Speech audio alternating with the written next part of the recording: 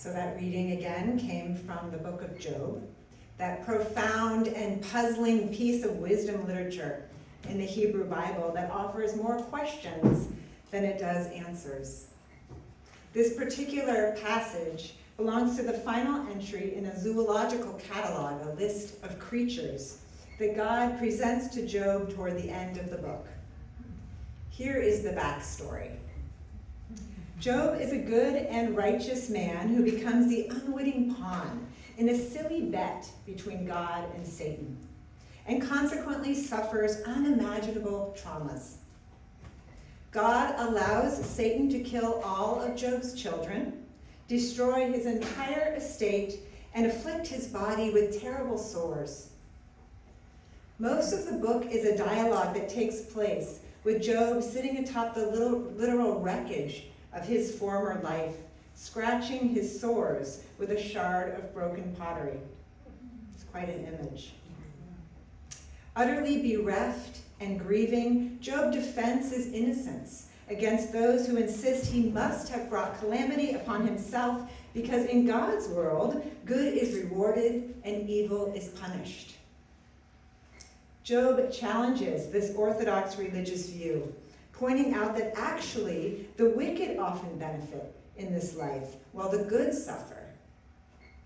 Refusing to ask forgiveness for sins he did not commit, Job demands a hearing with God.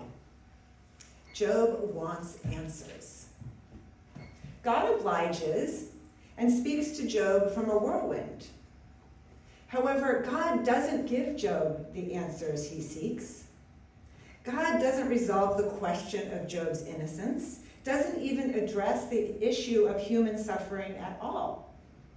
Instead, in two very long-winded speeches, God peppers Job with rhetorical questions. Questions about the origins and complexity of the cosmos, from the foundations of the earth to meteorological forces and climate, to specific wild animals that dwell in places uninhabited by humans. And here is where the passage Sean read occurs. The Leviathan is the last and most magnificent and fearsome of the wild creatures God catalogs in his response to Job. The book of Job was written some 2,500 years ago, at a time when the earth was indeed populated by wild creatures whose ways were mysterious and often threatening to humans. Speaking from the whirlwind, God describes lions, various birds of prey, the ostrich, mountain goats, wild donkeys, and wild oxen. Do you know the homes and habits of these wild animals? God asked Job. Can you tame them? Do they exist for you? The answer to these rhetorical questions is clearly no. Job doesn't know much at all about creation outside of his own limited sphere. He can't control the wild creatures that God describes. These creatures have lives of their own. They have inherent worth and dignity. God cares for them and provides for them, but they are wild and free, just as humans are. God's menagerie in the book of Job also includes the mythological characters of Behemoth and Leviathan, which many commentators link to the hippopotamus and crocodile. Without modern means to study such dangerous wild animals, ancient peoples were not as concerned as we are with the distinction between real and mythical. For them, mysterious, fearsome beings clearly did exist, especially in regions uninhabitable for humans, like large bodies of water. But in the passage Sean read to us, Leviathan doesn't appear very mythical. It is simply some kind of very large and powerful aquatic creature, one that would have seemed to ancient audiences impossible to capture. Who can confront Leviathan and be safe? God asked Job. Under the whole of heaven, who can confront Leviathan and survive? The message God delivers to Job through the litany of majestic and powerful beasts is clear. Get over yourself. You are not the center of creation. God is not beholden to human beings, and neither are the myriad other creatures that populate God's magnificent and dangerous creation. Through God's whirlwind tour of creation, Job learns that human life and modes of understanding are just one of many diverse forms in a cosmic order that is ultimately beyond human understanding or control. This is a message we in the modern Western world don't hear very often. A message that's getting harder and harder for any of us to hear in our increasingly charted, cataloged, and colonized world. Yet we desperately need to hear it. Even more than Job did, we need to hear God's message from the whirlwind, whether we believe in God or not. That doesn't matter so much. These days, we can sometimes hear this message in news reports, like the startling report I read a few years ago about the Chinese paddlefish, a species known as the panda of the Yangtze River. Who has heard of the Chinese paddlefish? Anybody? No. I had never heard of it before either, and I was amazed by the photos and descriptions of this strange creature. The Chinese paddlefish is a close relative of the sturgeon family, and it's known as the world's largest freshwater fish. Individual paddlefish, I read, can reach 7 meters in length and weigh up to half a ton. They have long, sleek bodies, huge mouths, and a bizarre snout. You'll have to look this up. So long and wide it resembles a paddle, hence the name. Except I shouldn't be talking about them in the present tense. After 200 million years of life on this planet, the Chinese paddlefish was declared extinct in January of 2020. As is so often the case in this time of mass extinction, I learned about this wondrous species through its obituary. Extinctions are happening so rapidly now we can't possibly know about them all, much less emotionally respond to them. But for some reason, news of the paddlefish's extinction hit me hard. It broke through the numb casing of my heart and I sobbed. Maybe it was the fact that the species was so very ancient, outlasting the dinosaurs, but unable to survive human beings. Maybe it was because my kids love fish. The weirder, the better, and I couldn't bear to tell them we've wiped this giant off the face of the earth with our dams and pollution and overfishing. Maybe it was because I was momentarily attuned to the deep truth of interdependence and I felt the loss personally. As Charles Eisenstein writes, when a species goes extinct, something dies in us too. We cannot escape the impoverishment of the world we live in. Geography aside, Leviathan might just as well have been the Chinese paddlefish as the crocodile. We can imagine God asking our ancient ancestors who dwelled along the Yangtze River, can you draw out the paddlefish with a fishhook? Can you put a rope in its nose or pierce its jaw with a hook? Will it make many supplications to you? Will it make a covenant with you to be taken as your servant forever? Chinese paddlefish were in fact hunted in large quantities, but they were never our servants. We could never make them ours. And while biologists tried to save them through captive breeding, they didn't succeed. We could kill the paddlefish, but we couldn't control them, and so they're gone. And whether we realize it or not, our lives and our world are impoverished as a result. Scientists tell us we are living through the 6th mass extinction in Earth's history, often called the Anthropocene, that's always hard for me, extinction, because it's caused by human activity.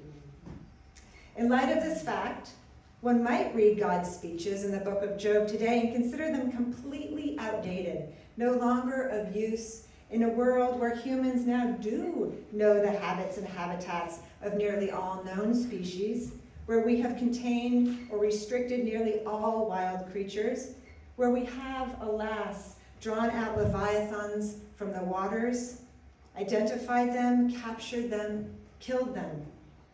And although God said we wouldn't, we have lived to tell the tale of our conquests. Reading the final chapters of the book of Job today, we might imagine the script has flipped. Job, the paradigmatic human, is in control. And it's God who is humbled, God who is silenced in the face of human power over the rest of nature. God, perhaps, who is grieving on the wreckage of creation. Such an interpretation would align with the dominant biblical account of creation, the one depicted in the first 2 chapters of the book of Genesis. Commonly known as the stewardship model, the Genesis account of creation gives humans a special role to play in nature. As the crown of creation, humans are given dominion over plants and animals, are instructed to till and keep the garden as God's chosen managers. The stewardship model is very popular among environmentalists today, whether or not we espouse the theology behind it. And given the disproportionate impact that human beings have had on Earth's ecosystems, it's hard to argue that we don't have a special responsibility toward the Earth and its life forms.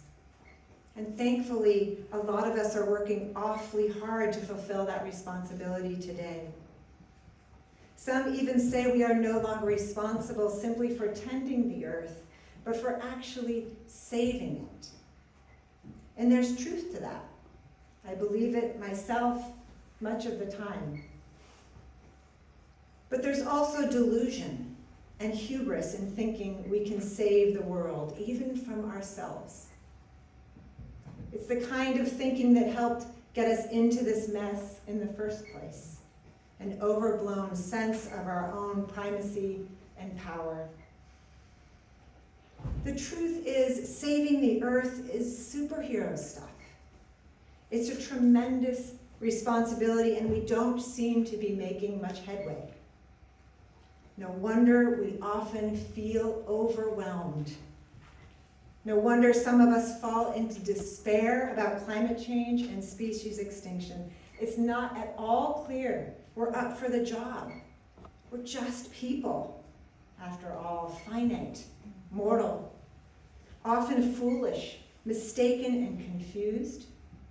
We suffer and we want to be comfortable, and we're busy, so damn busy.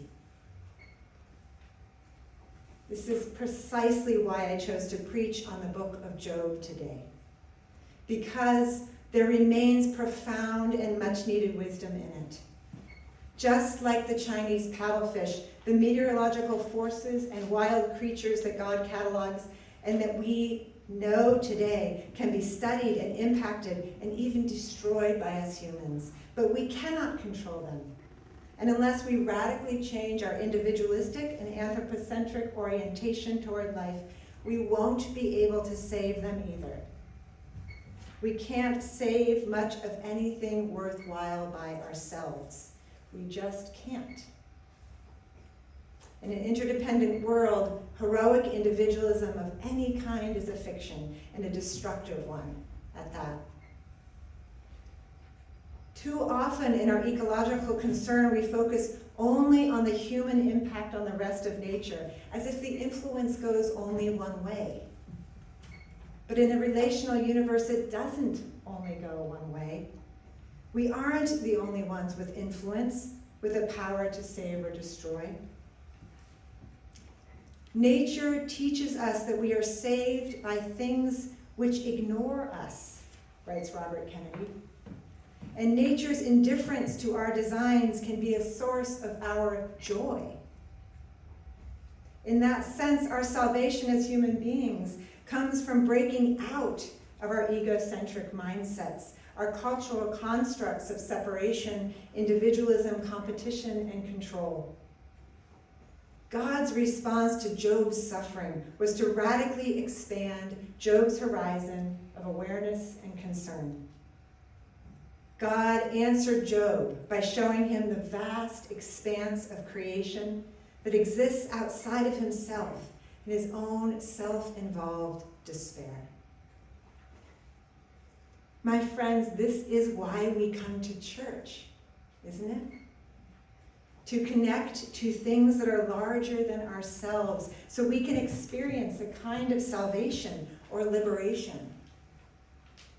I don't think it really matters, I've said this before, but I don't think it really matters what it is that we believe in or worship, as long as whatever it is, God, Spirit, the universe, decenters us and our egocentric concerns. What matters, I believe, is for us as individuals and also for us collectively, that we regularly find our way back to our proper place in the family of things. Not on top, or at the center, or all alone, but as one of innumerable sacred and inextricable parts of a larger whole. That is the saving message that God gives Job from the whirlwind. It's what enables Job to get up from the wreckage pile and restart his life. Now, it's the Sunday after Earth Day, and I'm not saying we shouldn't actively work to fix the ecological mess we're making. We absolutely should.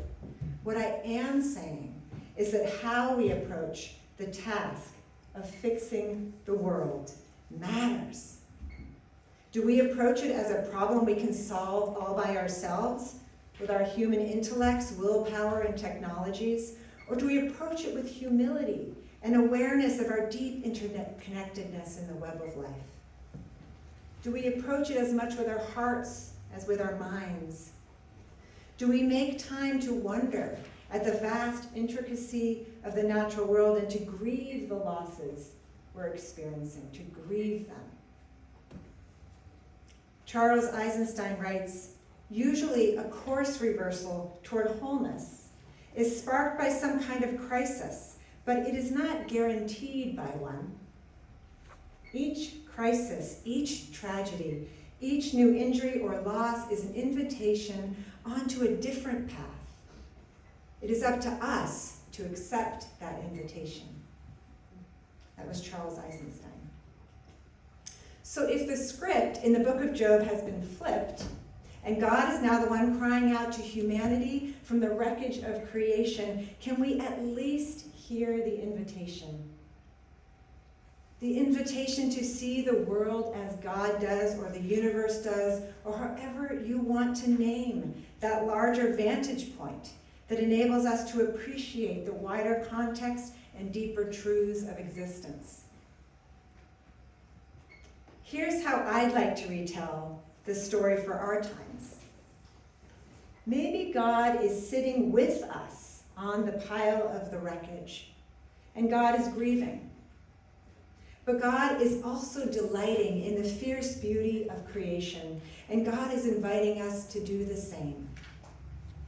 When we accept this invitation, we can see our situation differently, can see the sources of salvation and resilience all around us, even in our own mess.